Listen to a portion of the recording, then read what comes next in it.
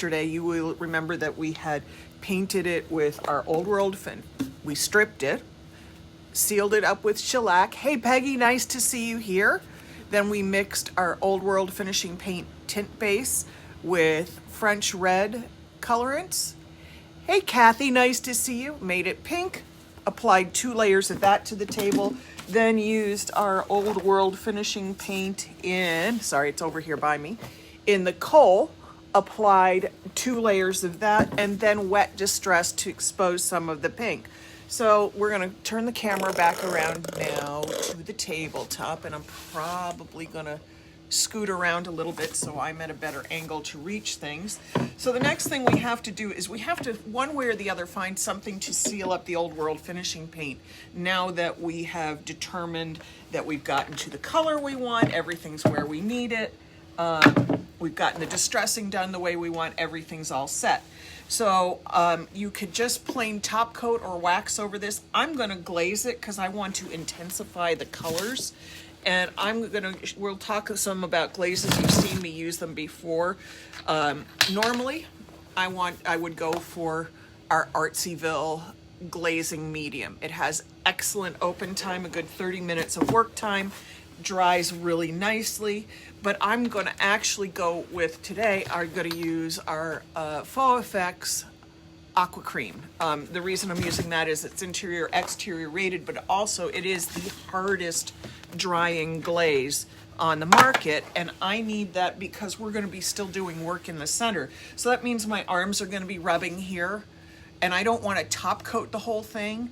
So whatever I put on here, I need it to be strong enough to handle the fact that I might be rubbing against it and not do damage. And that's why we're using Aqua Cream. All right, I'm going to put some of these other products out of the way so I don't end up grabbing the wrong thing. Get all of that out. We're gonna pour a little of our Aqua Cream in. Now, Aqua Cream does not have the same as long open time. It has a good long open time, but it does not have as long an open time as, say, Faux Cream Clear or our Artsyville glazing medium, but it does dry harder than those, and it's probably the hardest drying glaze on the market. And just because you see this in a gallon, I have old gallons of it because I bought a whole lot of stock when I opened the studio just for the classroom.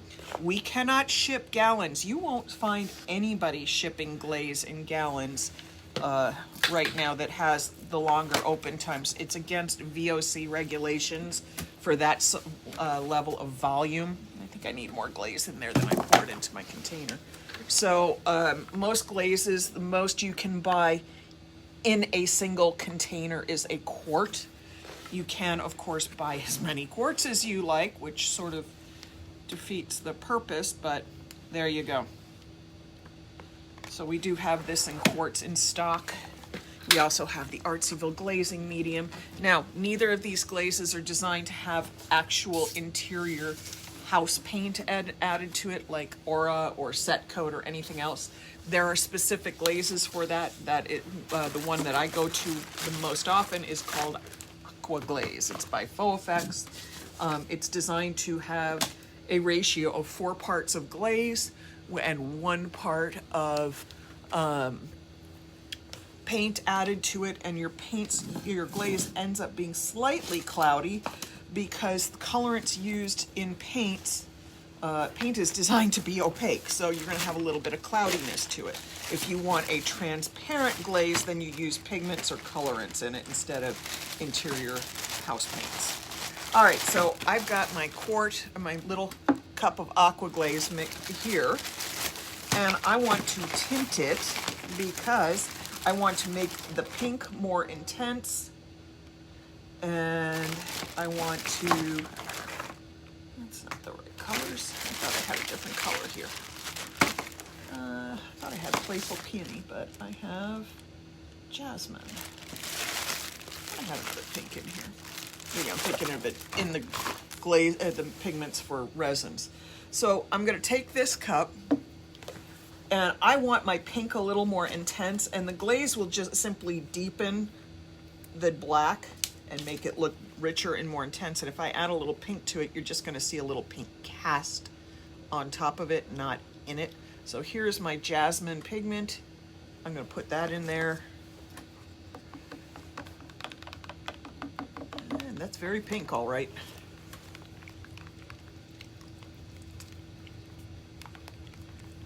And that looks like, God, that's gonna be so pink. So pink, but it's not. Wait until you see what it does, because it's gonna be very translucent and ever so slightly metallic. I'm gonna add a little more pigment in here. It's generally an 1/8 to 1/4 teaspoon per ounce of fluids, but of course that can vary depending on how opaque or how transparent you want whatever it is you're tinting. Now, when I mix a powder pigment into something like this, I like to sit and let it do what I call blooming, meaning if you're a baker, you know that when you do yeast, sometimes you have to let it soak in water and let it bloom. It's the same principle. You need to let the pigments absorb all the moisture so it's a better mixture. Now I'm gonna put on gloves and I'm gonna make myself a cheesecloth wiping pad because we're gonna need that. There's one. Actually, I made that one too big, too thick, so I want some of what's here. And really, partially what I'm doing is giving the pigments a chance to bloom while you watch me make glazing pads. Now, I can make a pad and wipe the glaze on with this. I can make pads and just use it to wipe off, which is my preferred way of doing it. I prefer making, brushing on my glaze when I do it like this and then wiping it back.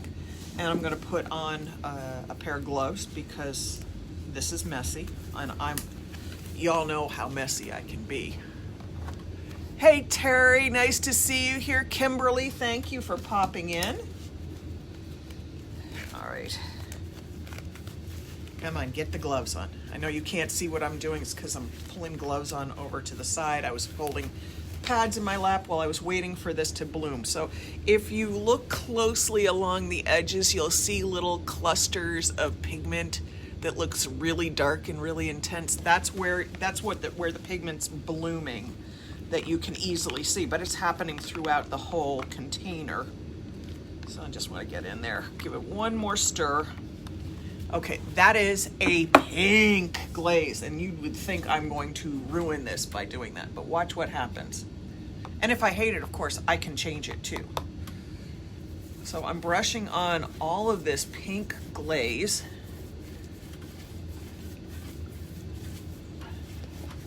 And you can already see it's making the black look more intense. And I'm getting along the sides too. You don't want to miss any area. I can come over here so I can try to see a question or two, but there's not much prayer. I am a good 6 feet away from the camera and I can't see that far. So be hopeful that I come back and look at the questions. And of course I always do.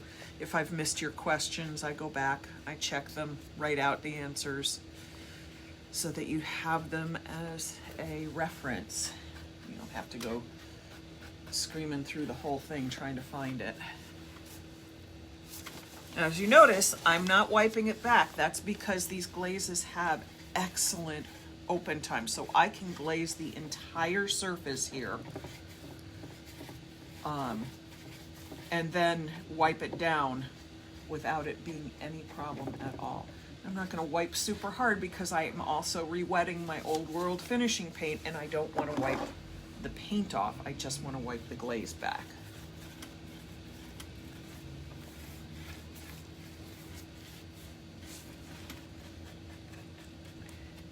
Now, if I did this, you know, with a blue glaze or a green glaze, it would still, once again, it would intensify the black and then it would make the underpaint color pop if it was green. That's why I chose it. I put an underpaint color in pink. So now I need to have a glaze that enhances that pink and makes it stand up or stand out. And see, now I'm gonna wipe it back, and I'm wiping gently because you can see it's gonna take off a little bit of the black paint, but not a lot if I do this correctly. Do it carefully.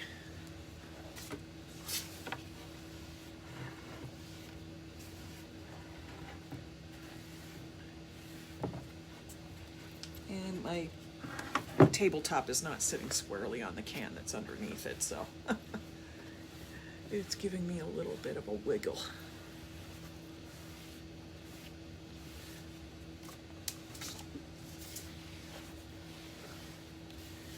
So you can see it did not make the black look pink. It made the black more intense and deepened it. Now that glaze is going to penetrate the Old World finishing paint, excuse me, and lock it to the undercoating, and we will have a solid bond on here. And if I wasn't using glaze, a wax or top coat would have accomplished the same locking down of the paint to the substrate. And if you remember, I will always tell you, Old World finishing paint must have a top coat or sealant of some sort, whether it's glaze, whether it's wax, whether it's a top coat, whatever it is you're using, it must be sealed because it's a clay mineral, it's a mineral-based paint similar to chalk and clay paints. It's a proprietary recipe, that's why I have to use the word similar, but you know what I mean. And therefore, because it is a mineral-based paint, it has to have something in there to bind it to the lower layers, and that's exactly what this does. This soaks through and locks it down, makes this permanent as opposed to the easily distressed surface that we worked with yesterday. And I'm just checking my edges here as I go along to make sure I didn't miss someplace, because I can see it. If I did, I suddenly go from dark to light in the blacks. And we'll flip it over and do the other side too. Okay. Now, if you notice, no glaze in the middle except where I got a blob of it right there. No big deal. All right, I'm gonna take it, I'm gonna turn it over, and we're gonna do this side. Let's get in here.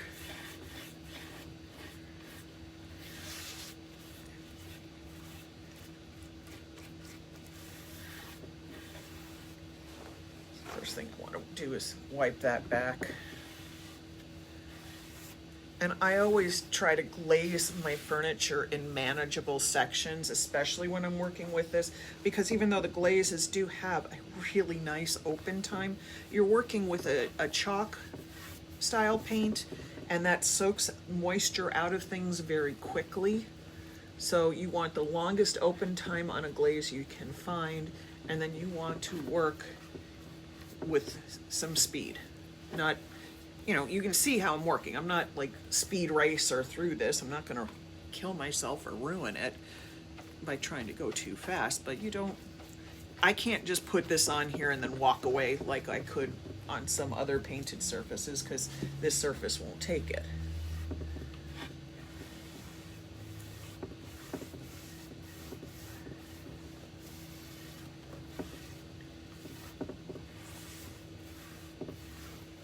Now, I'm wiping back and forth and giving my paint and glaze direction. However, if I didn't want that, I could come back in, pounce it out. You wouldn't see the texture, and then I use a badger brush to smooth it. This table, however, it's got a lot of wood and a lot of direction, a lot of wood grain, a lot of direction. So I am embracing the fact that I am creating streaks. That's going to be part of the finish. It's how I want it to look. I want the glaze to have a brush to look as well. All right, let's turn it this way so I can get to the other side, you know, the much bigger side. And this thing is the latch that locks it to the base of the table, and I'm splattering pink glaze on my light colored pants. That's not my best move. And yeah, that's gonna stain. Fortunately, they're studio pants. So I'll just do that, cover my knee. All right, so let's go back in here.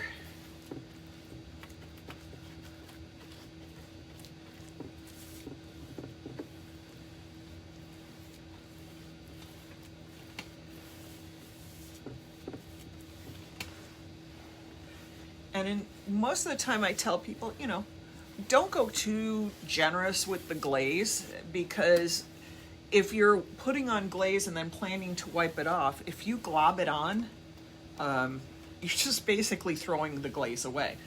With the Old World finishing paint, a generous hand with the glaze is a good idea, because it's going to soak some of it into the paint, and you still need moisture left on the surface to do the wiping. So you can really be a little more generous with the glaze on this than I might be on other things. All right, let's get to this side. Mind you, I've glazed entire walls with this stuff. I mean, I know for some of you watching, that's not a shocker. You're familiar with this, but for people who are newbies, I've done huge walls with this. Started on one side of a 15-foot wall, glazed all the way down the length of it, got my finish on, come back, and I still had, the beginning edge was still damp, so it was still workable if I needed to. That's how long the open time is normally on a glaze like this. On these high-end glazes, it just wasn't that way with chalk paint or chalk style paints like our Old World finishing paint, because it soaks in the moisture. All right, let's get this. Let's refold my wad so I get a better glazing technique here.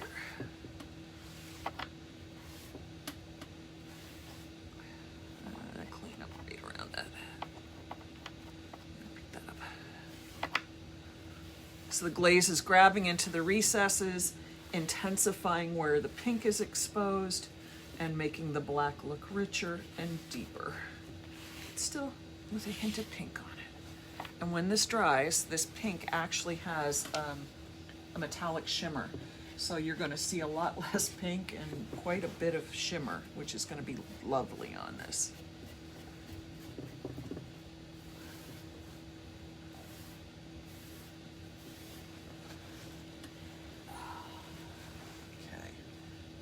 We're about out of usable cheesecloth on this, which is just fine because we're also about done with the top here.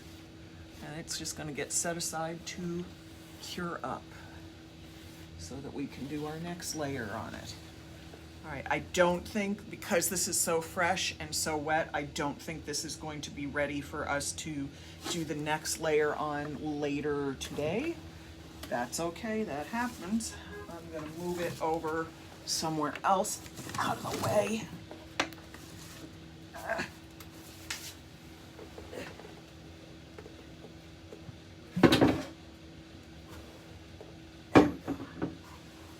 All right, that's set aside.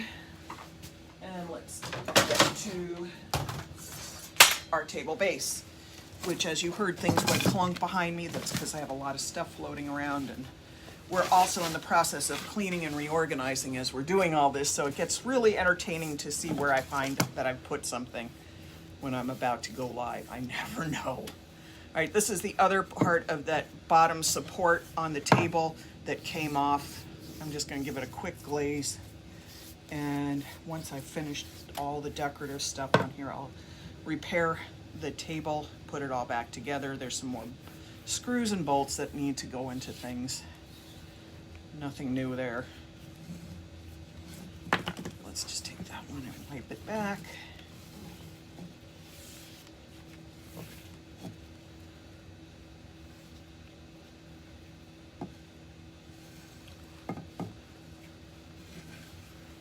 You can see I'm not worrying too much if my hands fall on this, because I'll set it to the side on a stable surface, give it a one last wipe. And that removed all my handprints that I had put on there unintentionally. All right, so here's the base.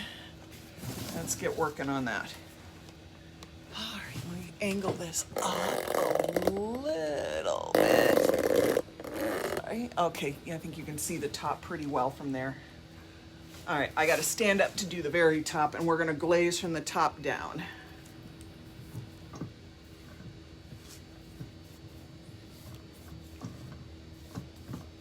And you can see I'm just using a chip brush. I mean, I'm not using fancy brushes for this, nothing.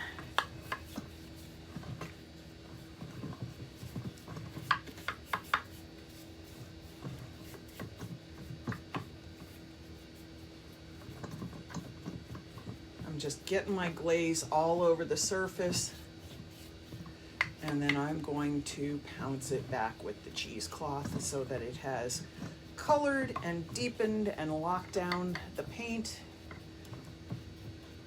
but doesn't dry in this globby, messy application that I've got going here.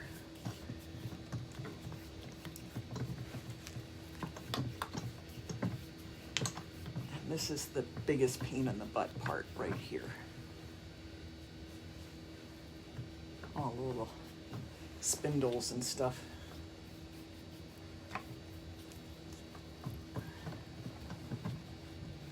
And I will flip it over. I still have to glaze under there, but I have to wait until this is dry enough once I've started.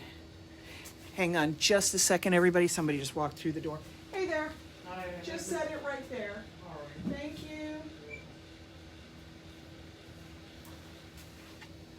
Sorry about that, everybody. We had a delivery, and we got to take care of everybody. Make sure all our stuff is where it's supposed to be going, and all our stuff that's arriving is where it's supposed to be arriving. All right, so I've got this all pretty well done. And take our new glazing pad that I made earlier, fresh one, and we're just going to wipe it down. Now again, I'm doing what I would consider a coarse glazing because the style of the piece of furniture calls for it. You know, I've done distressed painting, so the glazing is going to look a little streaky, a little rough, less perfect. That's what I'm aiming for with this specific piece.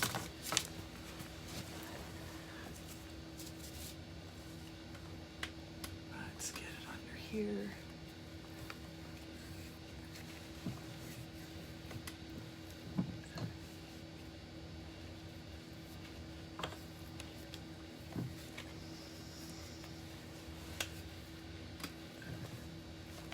This is the fun stuff to me, because this is where we start getting into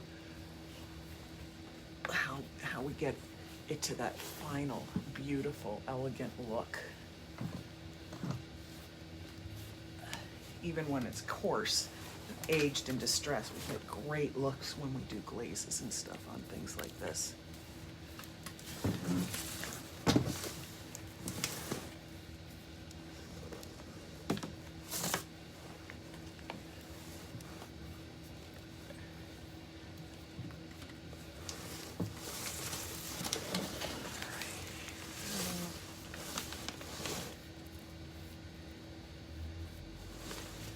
So now as I'm going down here, you can see the very clear changes that the glaze has made.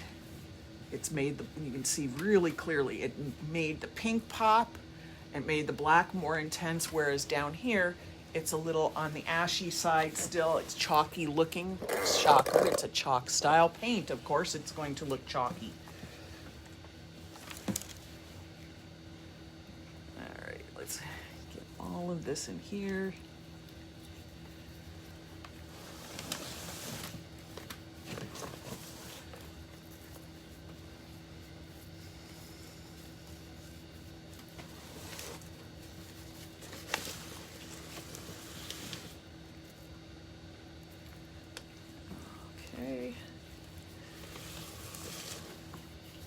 I don't know about how all of you handled your day. Mine was a little goofy this morning. I had physical therapy, and then I had to run back to the house, but then I had to come here, and I forgot half of my day. Truly, I left half of it at home. Left my lunch at home, left my coffee at home, left everything at home this morning. I did not feel very good about that.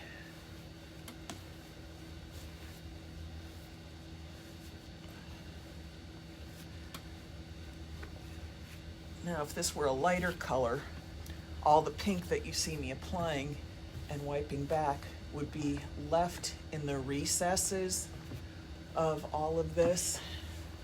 And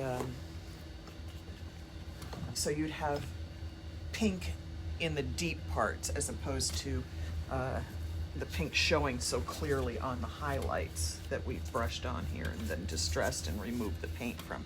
Just different materials being applied in different ways, getting different results. Very cool looking though, I love it. Okay, I got one leg here with the glaze on it.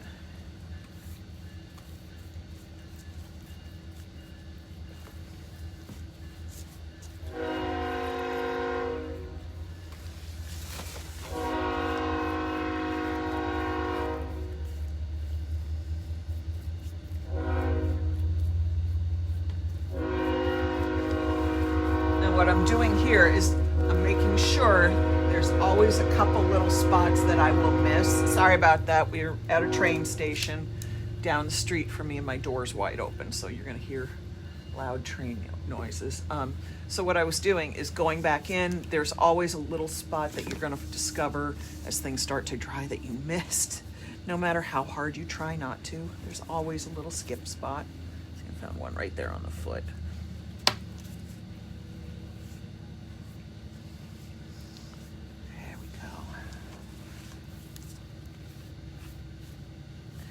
That.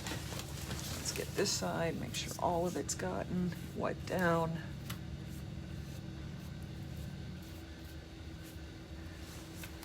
And let's come this way. Gotta brush this leg. Smush it into all the details.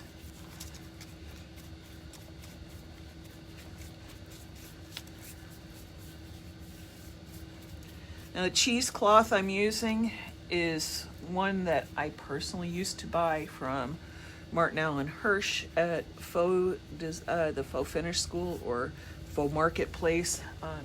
And when he retired and took a position down with Faux Effects in Florida, he gave me his resource, and truly it is the best cheesecloth I've ever worked with. It's pre-cut 16-inch long pieces that are pre-washed and lint-free. All of those things don't sound like a big deal until you get a handful of stuff like this that you're wiping on furniture, and it's leaving lint behind. Oh God, the walls that I've had to pick lint off of with a tweezer. Not one of my happier moments. So I personally love this one. I think this is the best on the market, and that's why I carry it. There are 100 pieces of cheesecloth per roll, so you don't get just a little bit for your money. A roll will last you a long time unless all you do is glaze. Then you want to buy 2 rolls.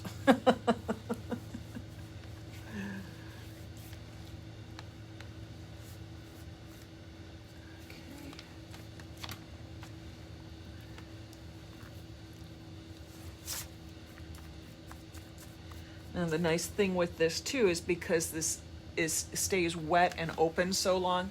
I had a line right here where I had stopped glazing before, but I didn't completely blend it out. So I won't have a lap line or a seam right there. So because the open time is nice and long, and we were able to blend it so there would be no seaming.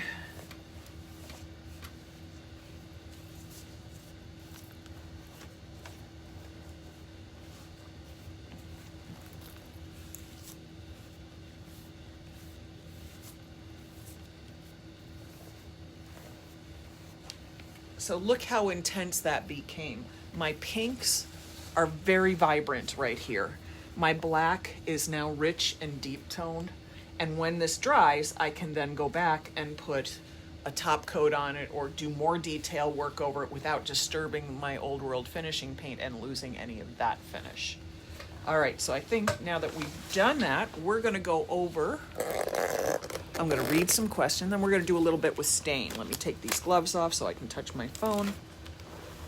And I've turned my knee fairly pink, so I'm really proud of myself. Let me see if anybody's got any questions. I'm gonna scroll back a little bit. Gosh, it's so good to see all of you here. Thank you for coming in and watching with me today. Minetta, hello. Amy, the base under the glaze. We were working with our Faux Effects Old World finishing paint, which is why the glaze is sucking in so quickly. On a set coated surface or anything with a regular acrylic interior, it does not suck in the same way, but that's part of the reason you want it for Old World finishing paint, is that it penetrates and helps anchor the paint to the substrate.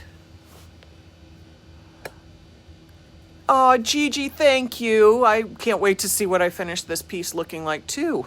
Thank you, Minetta. Okay, I think I answered everybody's question. So now I'm going to pop my phone off of this stand and we're going to go over to the table and work on a couple other pieces. Ouch. Hang on just a second. I got to walk over. I know, it's so exciting to watch me walk. Can you all handle it? All right, let me put this right into the stand and hope. I went and blank for a second there because I pushed the wrong thing and then I couldn't get back to my live. Whew, that was a moment. Okay, so I'm gonna grab a couple pairs of gloves and we'll be all set, and the cheesecloth because we're gonna need both of those.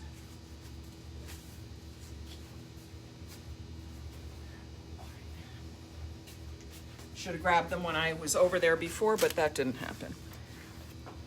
Okay, I'm back. I know you missed me. All right. Hey, Brenda, nice to see you here. Okay, so before we go on to the staining, I just had to show you how a few things finished off. So here is the pumpkin that we did with stain and texture medium and those great anodized aluminum letter cutouts that I had found at Target that came out so cute. And if you see, I created a glaze that has a little gold on here to pick up the gold in the lettering. So we have two sides on this now. We have this side that looks like the old damask and this side that's a little more country. So I have both options with that. Let me set that down over here. And then just wanted to show you how our little witch came out. Now this was a gift from one of our customers here. She brought me the unpainted witch and the unpainted letters. She got both of these at the dollar store. The word, this says welcome, but it also had harvest and something else. And these were 3 for $1, galvanized aluminum at the dollar store. And obviously this is from the dollar store, so I assume this was like $1 too. And we had a little fun doing those up the other day. All right, so let's get into stain. Yoo-hoo. And we're gonna bring the camera down here. So I picked up a couple of these little wooden bins, little decorative wooden things, and I got them at Target again.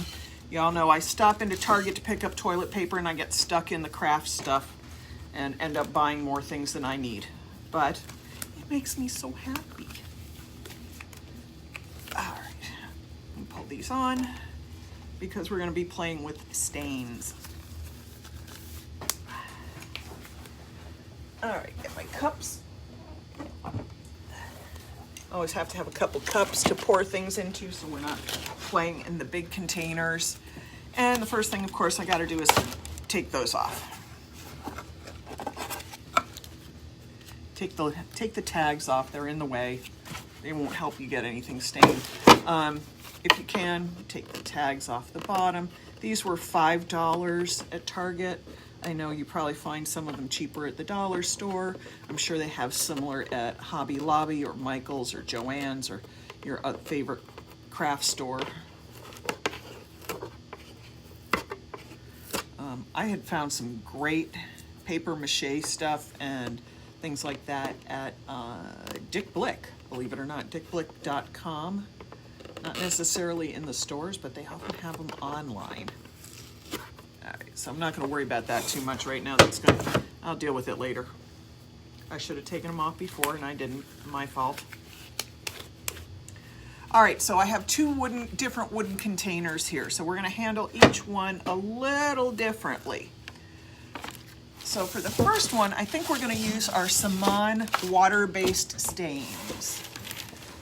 You know, my Saman stains come in many, many colors. So we have choices of turquoise, Castle Stone Gray, which is a greeny gray.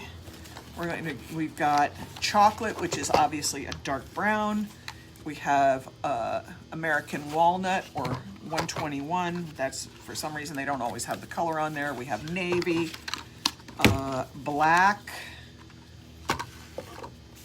forest green, azure blue, cherry, which we used on our pumpkin over the orange, and you saw it made it a very deep orange. It was lovely. Mahogany and raspberry. So we can do lots and lots of different colors with these. And I'm thinking that this one would be fun if I did it in raspberry and then maybe even did some glazing over it in browns to make the pink richer, or I could even spot glaze and kind of distress it. We're gonna play with it a little bit. So there's the American Walnut. I'm gonna set that one out as well. Now, the thing to understand about this kind of water-based stain is that there are no acrylic binders in here at all. So when you glaze, if you stop glazing in the middle and then start staining, stop staining in the middle and then come back, it will re-wet and you won't have any lap line with this. It must be sealed. It will not hold up if it's not sealed. So the first thing we're gonna do is take a little raspberry on here. Get my bottles open today. Of course, they don't want to open for me. My child-safe lids are being adult-safe too. Okay. And take our raspberry, and we're just going to use a standard brush to apply it. And we're going to start on the inside. A little bit of stuff in there. Now, I will warn you, I'm not a great wood stainer. So if I can make this look good, anybody can. Now, you can let this sit and penetrate for a little while, or you can come back in and wipe fairly quickly. But as you can see, I mean, I just sort of did a really kind of half-ass application there, and it's already penetrating nicely, so I think I'm gonna let that penetrate, and then I'll come back and wipe if I need to, because I really like how it's soaking in there. So I'm just gonna get along the insides. And I'm trying to stay with the grain of the wood.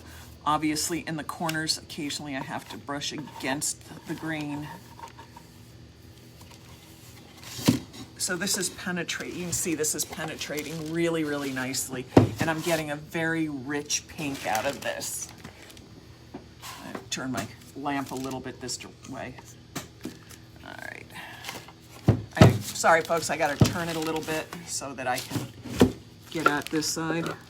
So you can see what I'm doing. Of course, I'm left-handed and I'm doing this right-handed, so I'm really chesting everything today. I'm fairly ambidextrous, but I figured if I can make this stain look good if I'm doing it with my right hand, really, we all can make great projects with this.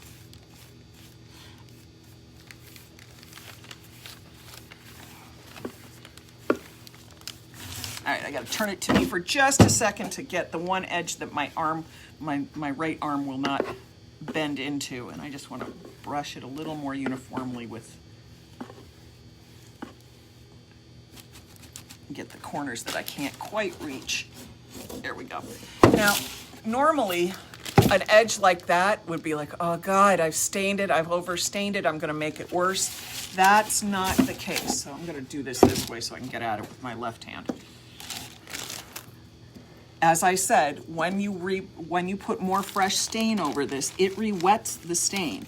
So then it becomes able to spread and be evened out, and you don't have any funny clumped stained areas, because look how that just brushed right out. The glaze re-wet itself and allowed it to be brushed out really nicely with no funny clumps of stain in there. So I really, really, really like this. Hi Desiree, nice to see you here.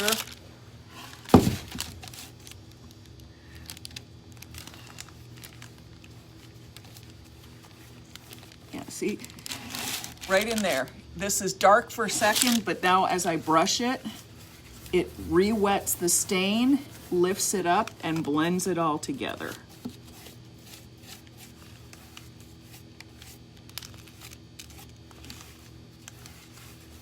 Nice, nice, nice, nice.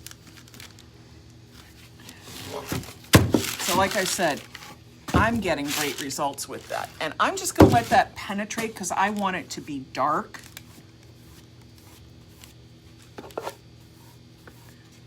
And just going back and checking to make sure I didn't miss anything.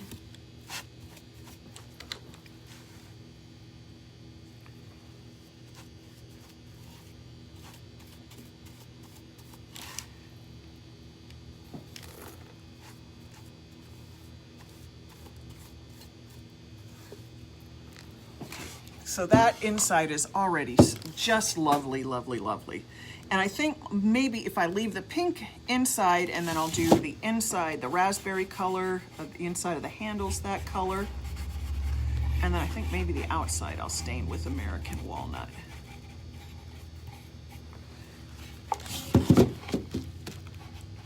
And yes, you do have to turn things around and upside down.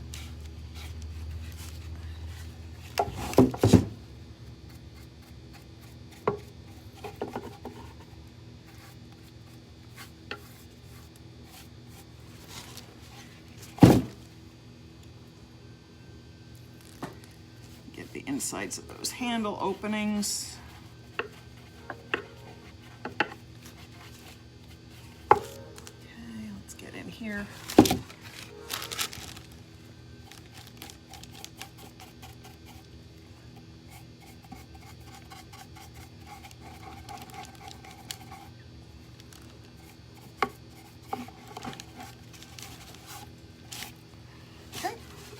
So now I've gotten the inside raspberry, and I think what I'm gonna do, well, I think I'd like the whole top here pink too.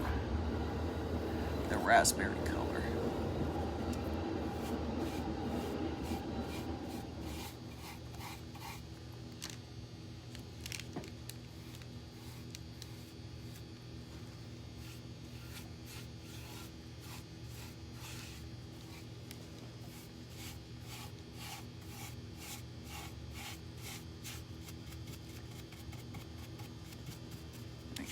All of that in. And there's a couple little spots in the handle that I'm missing. Oh, come on. My brush doesn't want to get in there today.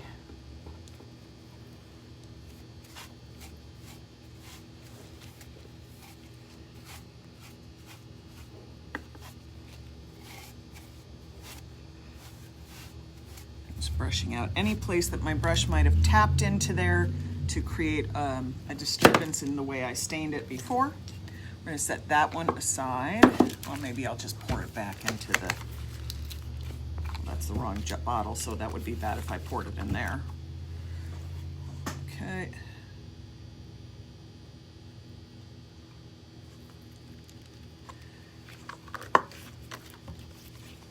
Okay. Now, you've heard me say I don't like to pour out of containers, and this is exactly why. It's because there's always stuff left behind. There's always a remnant in the jar, and that's wasted product. So if I can cleanly and go in and out of my bottles without contaminating, I will. but I don't recommend this for everybody. I pour into smaller jars if I can so that I can mess with that, or I pour into cups when I need to, like this. All right, so we're gonna go with American Walnut, which is Saman Stain Color 121, and we're gonna do the outside.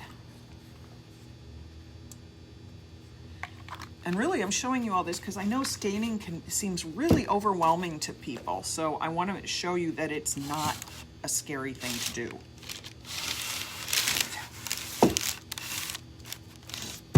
Get this on its end, and I'm going to flip the camera up just a little bit so you can see me doing the sides, because I don't want to take the chance of dribbling down into the inside. Now you can see here, this is the American Walnut. It goes on very dark and very rich.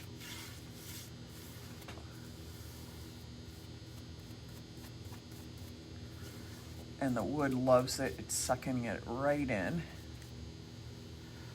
Now sometimes when you do some of these little crafty things and you get a box like this and you'll have a spot where the stain doesn't take, I'll tell you exactly why it didn't take. Somebody had glue there, or somebody had some kind of non-wood filler applied to that spot, and therefore it doesn't take the stain.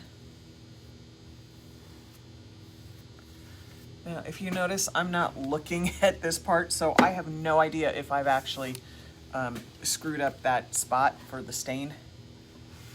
And I can just come back here and wipe it back and expose my grain.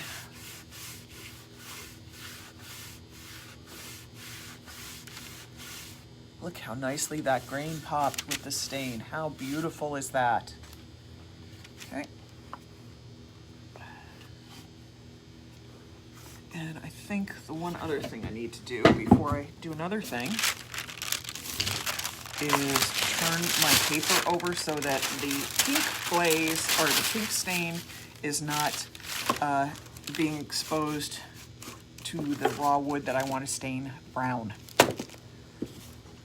As it is, there's already some stuff I got to deal with, and that's no problem. I can deal with it. I'm a grown-up. I understand things happen.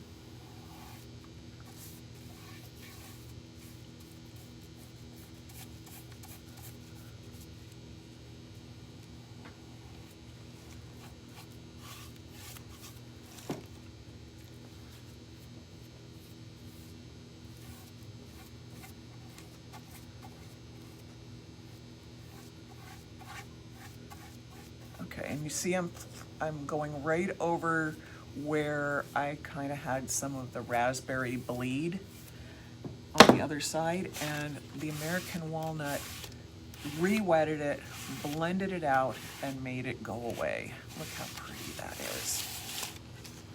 Now I have to get those spots right there. That might be some of my infamous glue spots. I won't know until I wipe it back this second time to see if it wipes back to next to nothing. Nope, nope, it was just an area I missed with the stain. And you can see different spots are taking it a little differently. The grain is finer here than it is over here. If I don't like that, I just come back with a little more stain and wipe it back so it blends a little more evenly, a little less like a stripe in the center.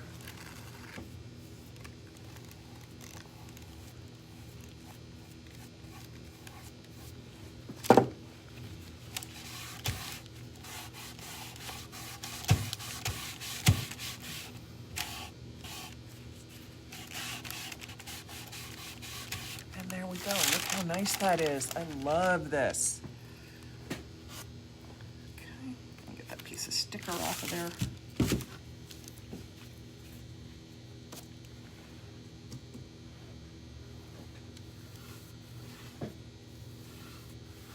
And you're going to see, when I do this, I put the heaviest application, the wettest brush, in the center and then blend out so that my edges stay clean.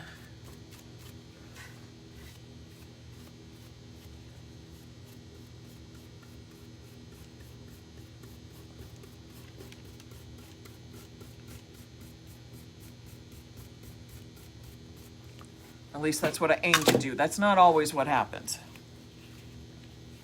Since you can see these edges better than I can, who knows what I've done. I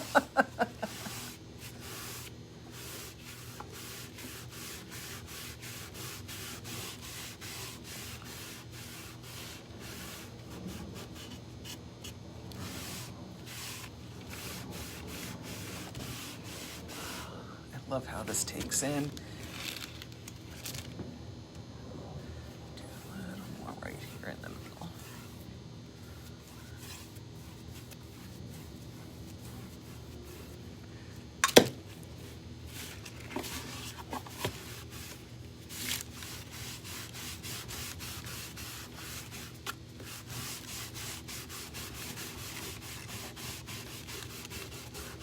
Now, if I don't like some place that the stain is taken, if I think it's too heavy, I can come back with just some plain water to soften it, because again, these things, it re-wets.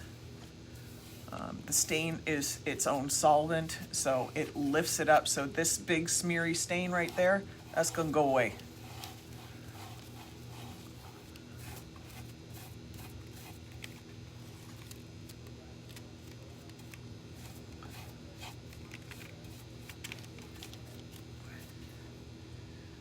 So in our town, they have closed the street off in front of our studio for outdoor dining in good weather. And they recently extended the dates for that until the end of the month. And I'm thrilled because it's so good for the village to have people able to access restaurants in ways that weren't possible before. Okay, a little more cheesecloth, a little wiping back. Get my hands in here.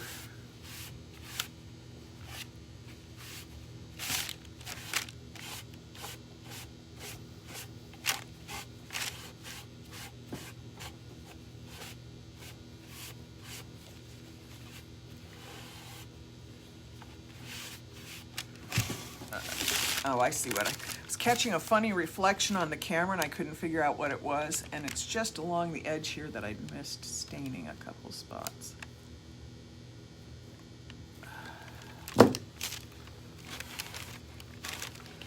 So, right here, right now, done. Just needs to be top coated, cute as can be, and easy with just a couple different colors of stain. So I love that. I'm gonna set that aside. I will stain the bottom, but the bottom needs to be dry so that this can sit to dry, the piece can sit to dry.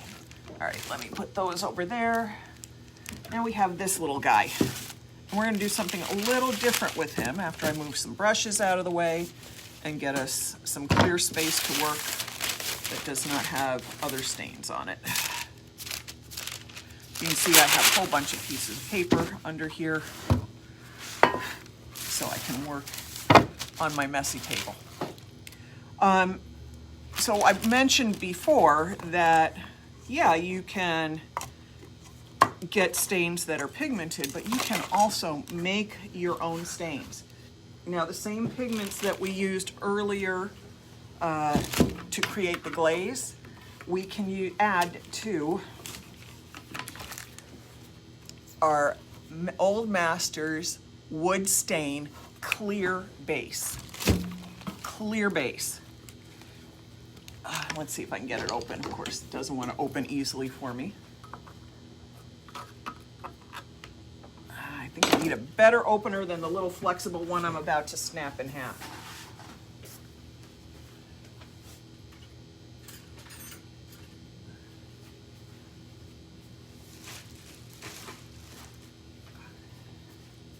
Almost forgot my pigments too, so we're going to work with those.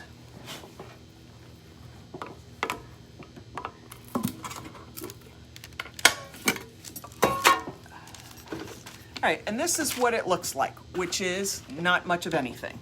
Just looks like a semi-opaque liquid.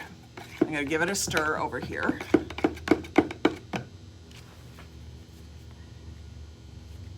Set that there. Wipe my hand off so I don't soil anything that I don't want stain on. I grab other things to move things out of the way. All right, so I'm gonna pour some of this in these little cups. Let me move this so you can see what I'm doing.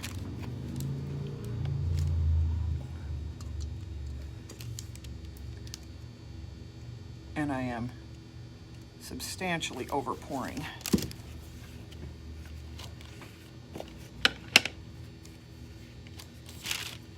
Okay, what it says on the can is fast drying, semi-transparent, water-based wood stain with easy water cleanup.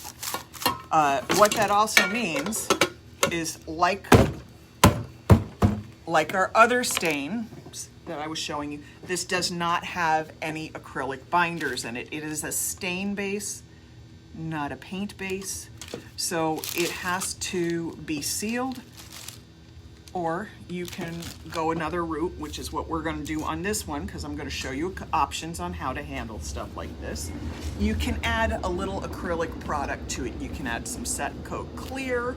You can add a little top coat. I use our Vivid Metallics multi-surface acrylic medium. And I just put a little bit in here because then this, I know, will set this up so I don't have to top coat if I want to do other painted details over this, because the paint won't re-wet now that I've mixed an acrylic binder into it. Okay, we're gonna use that. I need to grab a couple mixing sticks since I'm using the back end of a paintbrush. And all I'm doing is just mixing a little bit of the acrylic in here. Now this does speed up the dry time, fair warning, but when you're working on smalls, that's not a big deal. All right, let me go get some stir sticks that are over here since I forgot to grab them.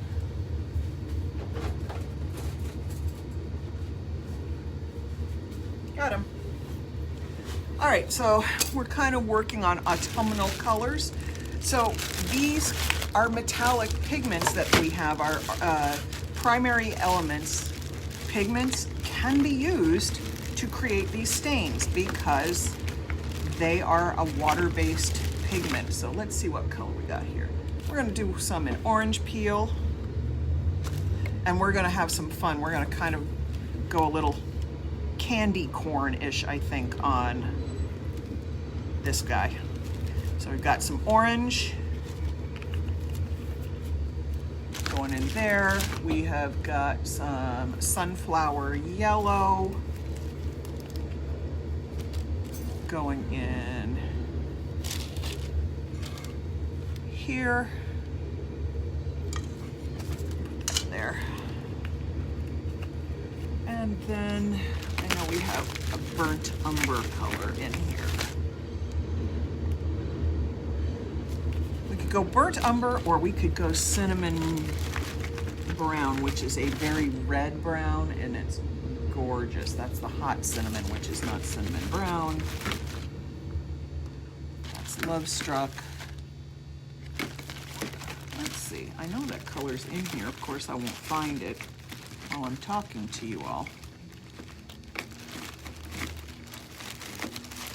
because it's just gonna do that.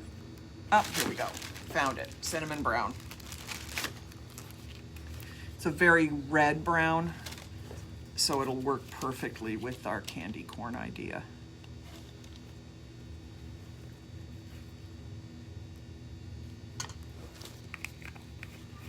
And these will all have a slight metallic shimmer to them when they dry.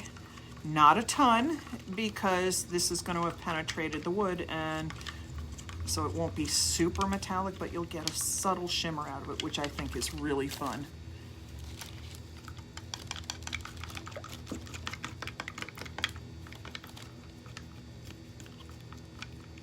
Okay, you might get a better idea. See, if you look in there, get my finger out of the way, see if you can catch it with the light.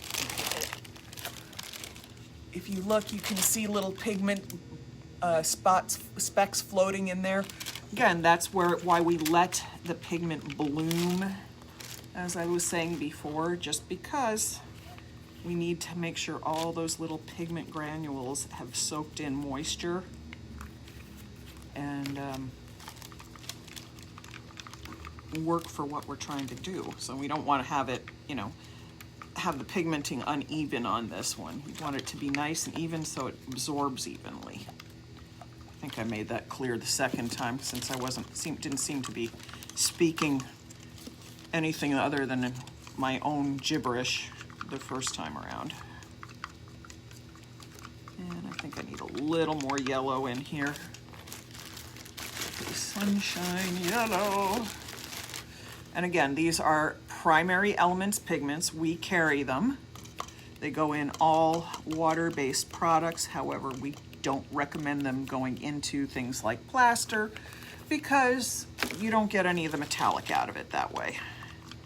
Plasters, anything that's opaque will just eat up the metallic pigment, the metallic part of the pigment, and just turn it like, it acts like just plain yellow added, which this is an expensive way to add yellow to something. You use regular yellow colorants. It's much more appropriate, but I love these pigments. I paint with them. We can add them to, obviously, our multi-surface medium. You can add them to set coat. You can add them to glazes. You can add them to our gel medium, to bead gels, all of that stuff, and get great results.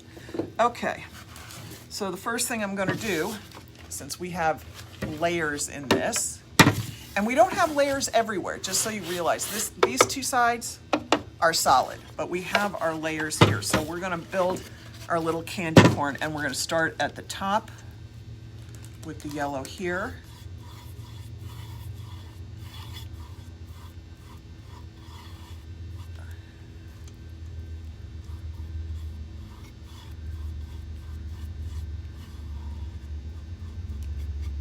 I got a little bit of the raspberry color in that corner, and while it's lifting up, because I'm dealing with yellow, a much lighter color, I might not get all of it out of, well, it's almost all gone.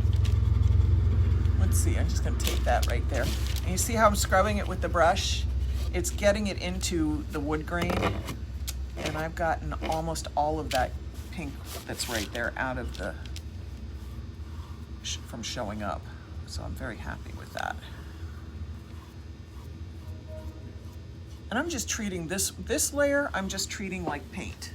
So I'm going to make sure I get the edges here and underneath and on the top, but I want to make sure I get that little edge right there, because this is going to complete that candy corn look and make it uniform around the whole thing.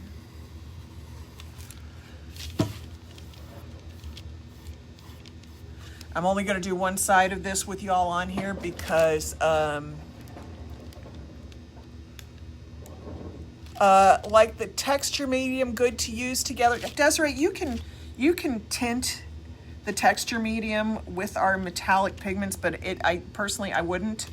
It's not going to get you any metallic payoff with it, which is, I know, important part of the reason you use metallics. You want to see the metallic payoff. So while this is subtle on here, you can catch a little bit of that metallic shimmer. Will those go into the AV texture medium? No, you don't want it in texture medium. You want it in gel medium. You can use them in the metallic paste because the metallic paste has already got metallic, so you won't be losing metallics. But if you just put these in the plain texture medium, all you're going to do is tint it with the color and not get any of the wonderful metallics out of this. If you want to color your texture medium, I recommend different companies make great pigments. Faux Effects makes their faux colors and faux cream colors. Those are the ones I recommend to tint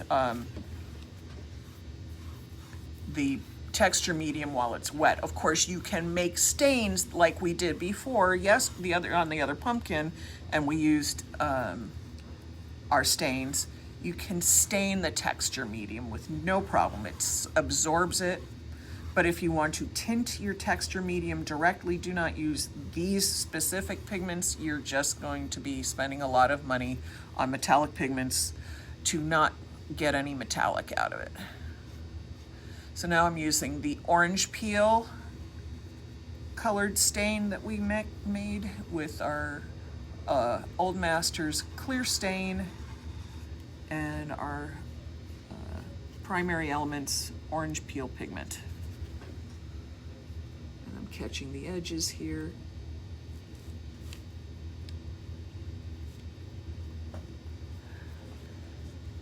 And clearly I'll have to go inside and stain the inside.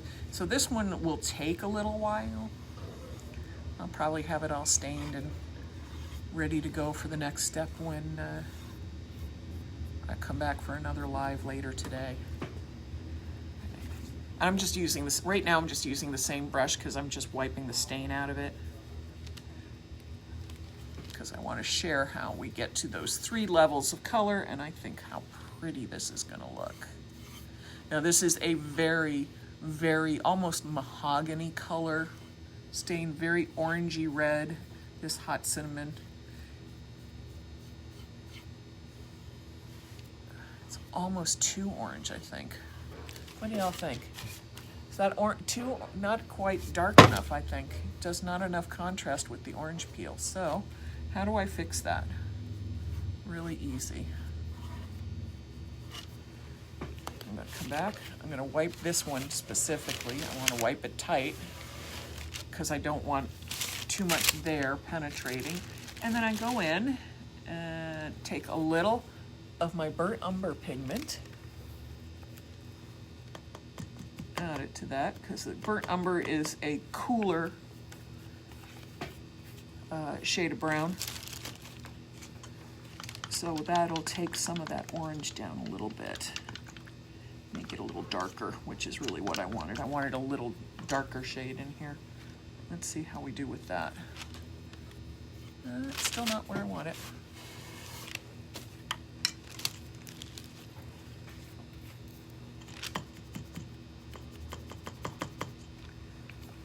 See?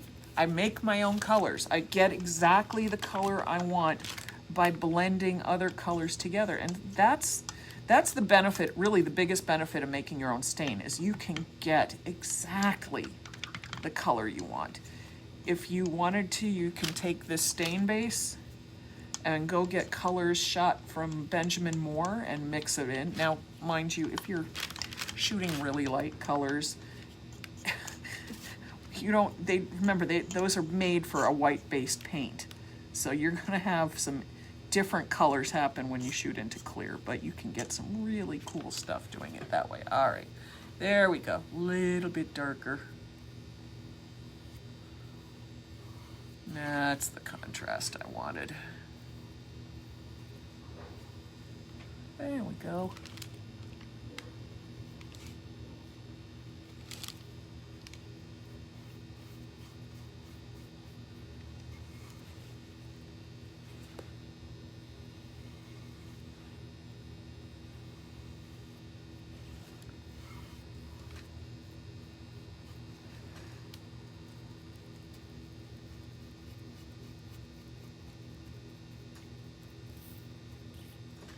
Okay, so now we have sort of our candy corn Halloween-y stepped color on here. All right, everybody, I am going to sign off. I'm gonna figure out some food. I'm going to then come back to all of you. Let me flip up. Sorry, get my hair out of my eyes, I can't see. So I'm gonna come back to you shortly. A little bit after I eat and after this dries. This will all be stained, and we'll talk about how I'm going to seal it and what we're doing with the table. So I'll be back in a little while. We'll work some more. Yay!